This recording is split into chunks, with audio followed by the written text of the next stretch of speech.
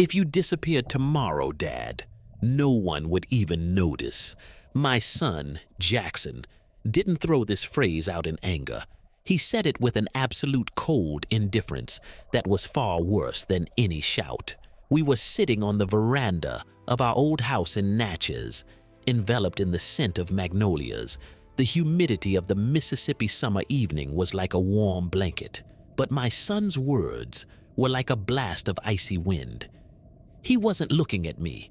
He was looking at his phone, scrolling through a feed where shiny people lived their shiny, fast lives. To him, I, Forrest Beaumont, founder of Beaumont River Transit, was just part of the scenery, the same as the old rocking chair or the cracked columns of this house, something that had always been here and he assumed always would be. Your barges are relics, Dad, just like you, he continued, still not looking up. The market demands speed, technology, risk, and you still believe in the slow current of the river and an honest word. This world passed you by a long time ago. You just didn't notice. I said nothing.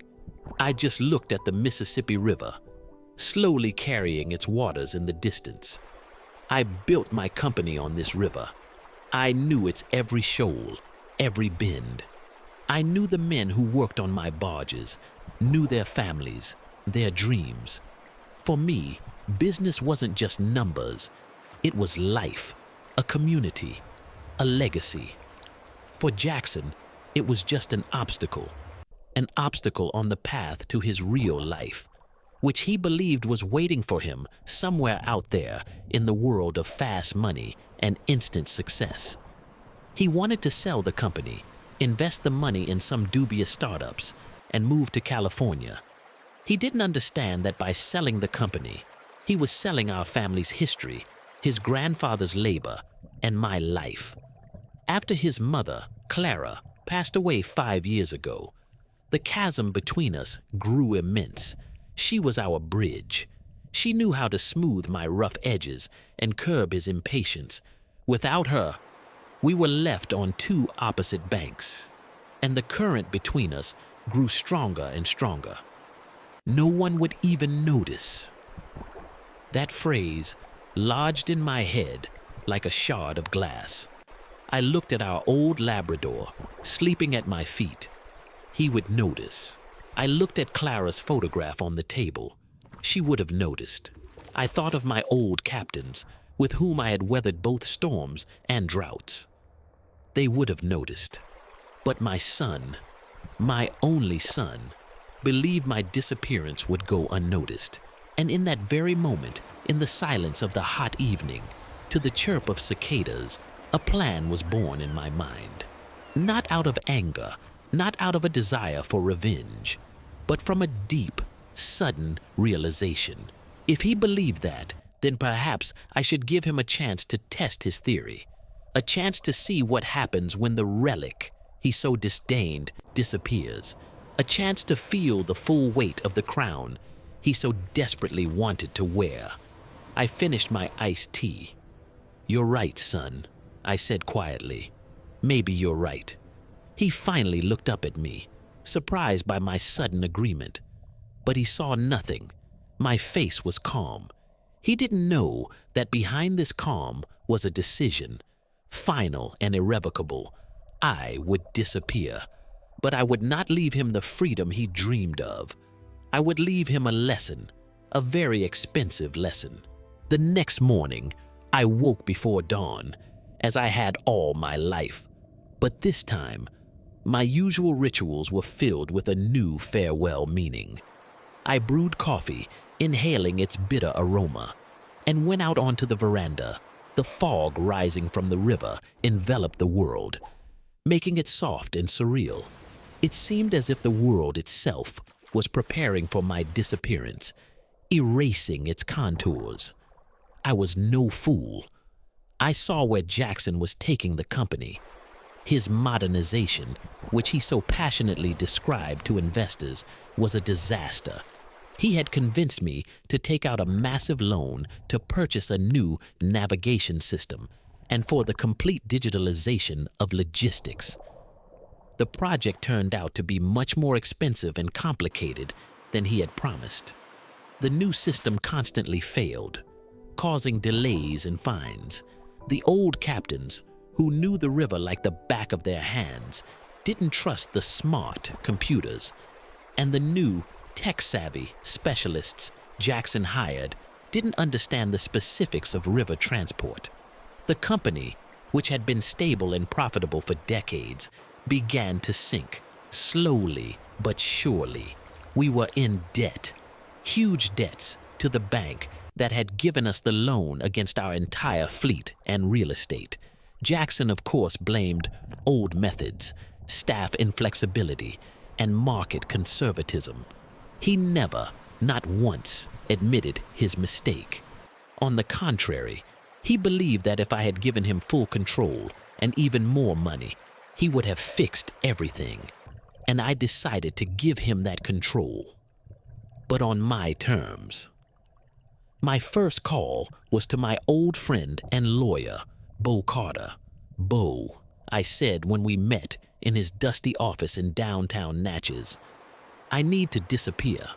Bo, a gray-haired man with shrewd eyes who knew all my secrets, leaned back in his chair. "Forrest, have you lost your mind? What happened?" I told him everything, about Jackson's words, about the debts, about my plan. He listened in silence, only his fingers tapping on the desk. When I finished, he was quiet for a long time. "This is risky, Forrest. Very risky," he finally said. "If something goes wrong, you'll lose everything. For real." "I've already lost everything, Bo," I replied. "I've lost my son. Now I just want to see if there's a chance to get him back, even in this cruel way." And we began to work. Over the next 2 weeks, we methodically set the stage for my disappearance. It was the most complex architectural task of my life, to build the illusion of a complete collapse. Step 1. Finances. I secretly, through offshore accounts that Bo and I had set up years ago for a rainy day, withdrew all my personal savings. This wasn't company money. This was money I had saved for myself and Clara. Money Jackson didn't know about. I converted it into anonymous assets, diamonds and gold, and placed it in a bank vault outside the country.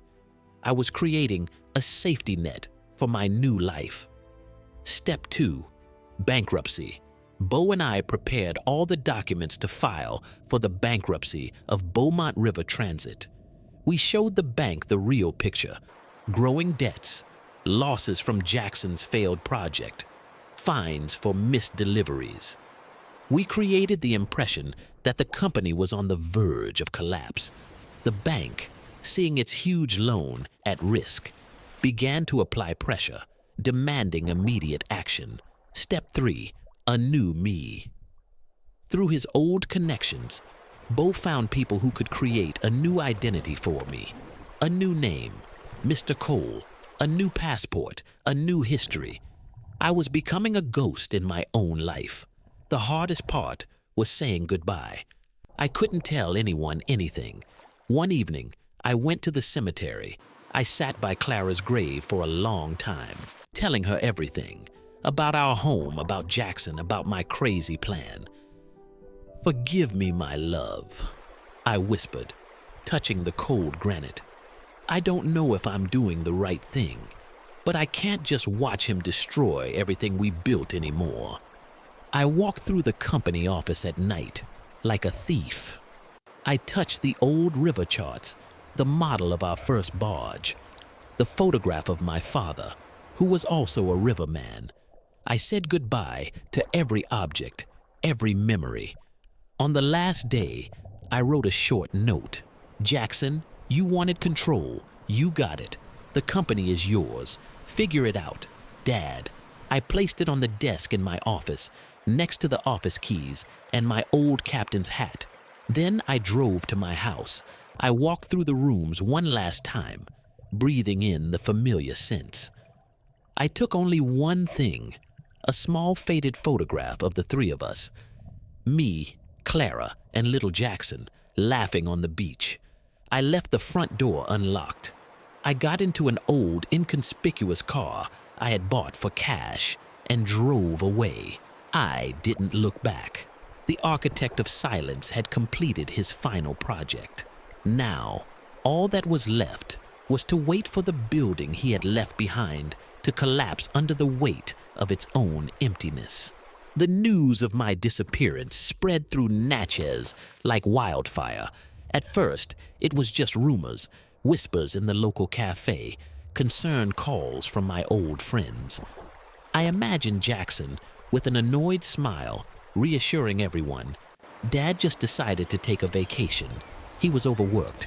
He'll be back soon." I was sure his first reaction was not alarm, but relief. Finally, the old man is gone. Now I'm the boss. I pictured him walking into my office, seeing the note and the keys, sitting in my leather chair, which still held the warmth of my body, putting his feet up on the mahogany desk and feeling like a king. He didn't know his crown was made of rust. The detective Bo hired to watch Jackson sent daily reports, and they were worse than I could have imagined. The first thing Jackson did was not to try to figure out the company's affairs. He threw a party right in the office. He invited his new friends, people who understood nothing about the river business but knew a lot about expensive drinks. They laughed at my old charts, calling them junk. Jackson, standing by the panoramic window overlooking the river, gave a speech. "The era of dinosaurs is over," he declared, raising his glass. "It's time for fast decisions and big money." The next day, he began to act. He summoned my old CFO, Mr. Henderson, and demanded full access to all accounts. Henderson, forewarned by Bo, replied that legal procedures were required, as I had not officially transferred authority to him. "I'm the sole heir," Jackson shouted. "This company is mine by right." "Rights need to be proven, young man," Henderson replied calmly. Furious, Jackson began giving orders that didn't require financial transactions. He fired two of my most experienced captains, calling them reactionaries. In their place, he appointed young guys who had diplomas but no experience. He canceled several old, not very profitable, but stable contracts with local farmers, declaring that we won't bother with small fry. He behaved not like an owner, but like a conqueror, plundering a captured city. He didn't think about the future. He wanted everything at once. He even tried to sell one of our old but reliable barges for scrap metal to get quick cash. Fortunately, he couldn't do it legally without my signature. Meanwhile, the clouds were gathering. The first call came from the bank. "Mr. Beaumont," the credit department manager said, reaching Jackson, "we are concerned about your father's situation and the company's recent financial performance. According to Clause 7.4 of our agreement, in the event of a change in leadership or a threat to financial stability, the bank has the right to demand accelerated repayment of the loan." Jackson, of course, understood nothing. "What accelerated repayment? We have a schedule. The schedule is valid as long as the company is stable," the manager explained. "And firing key employees, canceling contracts, and the disappearance of the main owner are not signs of stability. We are giving you 30 days to provide us with a new business plan and guarantees of your solvency. Otherwise, we will begin the procedure to confiscate the collateral. That is, your entire fleet." This was the first blow. Jackson was shocked. He thought the bank was just a source of money, not a serious partner with its own rights. The second blow came from the fuel suppliers. Seeing the company in turmoil, they, citing rumors of possible bankruptcy, demanded 100% prepayment for future deliveries. There was almost no cash in the accounts. All available funds were going to pay interest on the loan. The barges that were still on their routes were at risk of stopping in the middle of the river without fuel. The third blow was delivered by the people, my people. The old-timers, seeing the chaos and contempt of the new boss, began to quit. They didn't want to risk their futures under the leadership of an arrogant amateur. The company began to lose its most valuable asset, experience. Jackson was trapped. He sat in my chair, in my office, but power was slipping through his fingers like river sand. He tried to do something, called, shouted, threatened, but no one listened to him. The CFO demanded documents he didn't have. The lawyers talked about legal procedures. The employees just left. I pictured his lonely figure in the huge office late at night, silence all around, the phone silent. The friends with whom he had celebrated his victory had disappeared upon hearing of his problems. He was left alone with a company that turned out to be not a treasure, but a huge, complex, and very dangerous mechanism. And that mechanism was beginning to fall apart. A week passed, then a second. His self-confidence was replaced by confusion, and then despair. He realized he couldn't handle it. He realized that the relic he had so disdained was the very core that held everything together. And now that core was gone. I was sitting on the terrace of a small bungalow on the island of St. John, looking out at the turquoise waters of the Caribbean Sea. I was Mr. Cole, a retiree from Canada who had decided to spend the winter in the warmth. I read books, fished, and thought a lot. But every evening, I received an encrypted email from Bo Carter with a detailed report on the events in Natchez. And with each email, I saw more clearly how the noose around my son's neck was tightening. In the third week of my disappearance, Bo made his move. As my official lawyer, he filed a petition in court to declare me a missing person and to request the appointment of an external administrator for Beaumont River Transit to protect the assets from incompetent temporary management. It was a legal masterpiece. We weren't trying to take the company from Jackson. We were saving it for me, the missing owner. The judge, an old acquaintance of Bo's, quickly agreed. A temporary administrator was appointed. It was Mr. Henderson, my old CFO, the man Jackson had tried to humiliate. For Jackson, this was the ultimate humiliation. He, the new king, was effectively removed from all decision-making. He could come to the office, sit in his office, but none of his signatures had any power anymore. All financial flows, all contracts, all personnel decisions were now controlled by Henderson. And Henderson began to act. But not as Jackson expected. He didn't start saving the company. He began preparing it for bankruptcy, executing my secret plan. He conducted a full audit, which suddenly revealed the true extent of the debts, the hidden losses from Jackson's failed project, the fines for missed deliveries. The picture was horrifying. The company was effectively bankrupt. This news, officially presented in court, became public. The shares of our small regional company, which were traded on the local stock exchange, plummeted to zero. The bank immediately activated the confiscation procedure. All our barges, the office building, the docks, all was seized. The Beaumont River Transit empire collapsed in a matter of days, like a house of cards. Jackson was crushed. He had lost everything.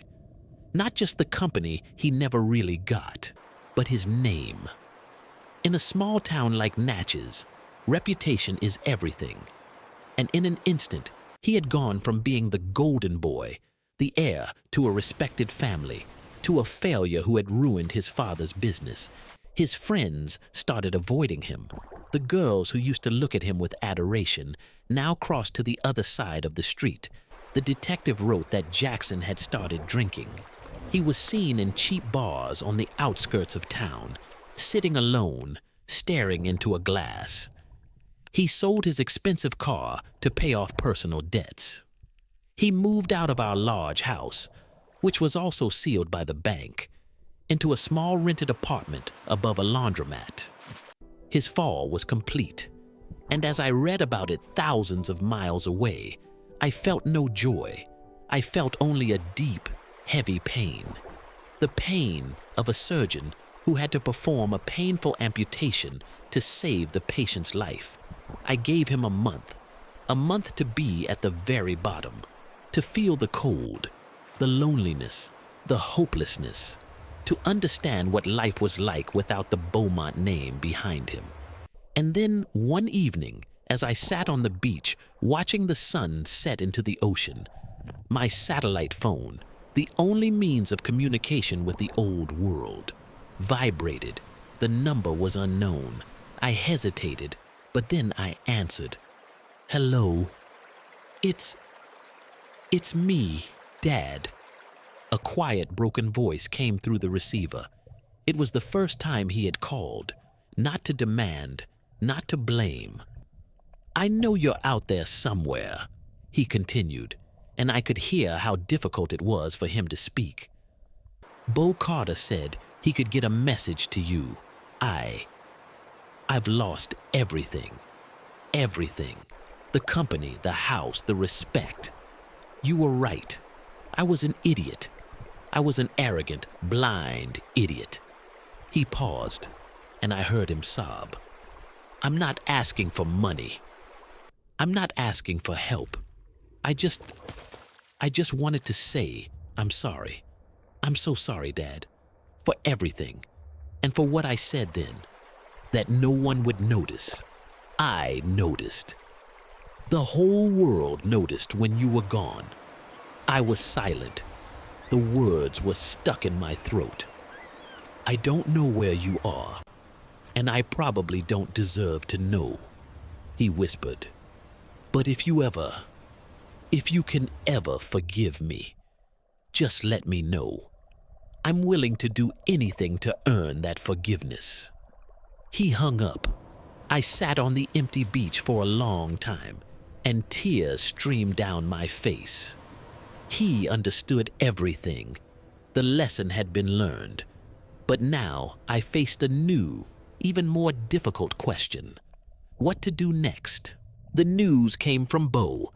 The bank, tired of the legal wrangling of bankruptcy, had decided to auction off the assets of Beaumont River Transit. In one lot, the barges, the docks, the office building, the contracts, everything. It was their way of quickly recouping the loan money. And the main contender for the purchase was our old competitor, Delta Logistics, a company that had always dreamed of absorbing us and becoming a monopolist on this stretch of the river. When I read this, I felt a pang of pain. Delta Logistics would destroy everything I had built. They would fire my people, sell off the old but reliable barges, and turn my company into a soulless appendage of their empire. My father's legacy, my legacy, was about to turn to dust. And I knew I couldn't let that happen. I called Bo. "Bo," I said, "I'm coming back, and I want to participate in this auction." "Forrest, are you out of your mind?" he exclaimed. "You can't just show up. First, you're officially missing. Second, you can't buy back your own bankrupt company. It's illegal." "I won't," I replied. "I'll act through you. We will create a new, clean company, and we will buy the assets. I have the money, the same money I withdrew before I disappeared." "But Jackson, what about him?" "And that," I said, "is the most interesting part of my plan." My return was quiet. I flew into New Orleans and from there drove to Natchez at night. I checked into a small motel on the outskirts under my new name. The next day, I met with Jackson. I had Bo arrange a meeting for him at an old cafe on the riverfront.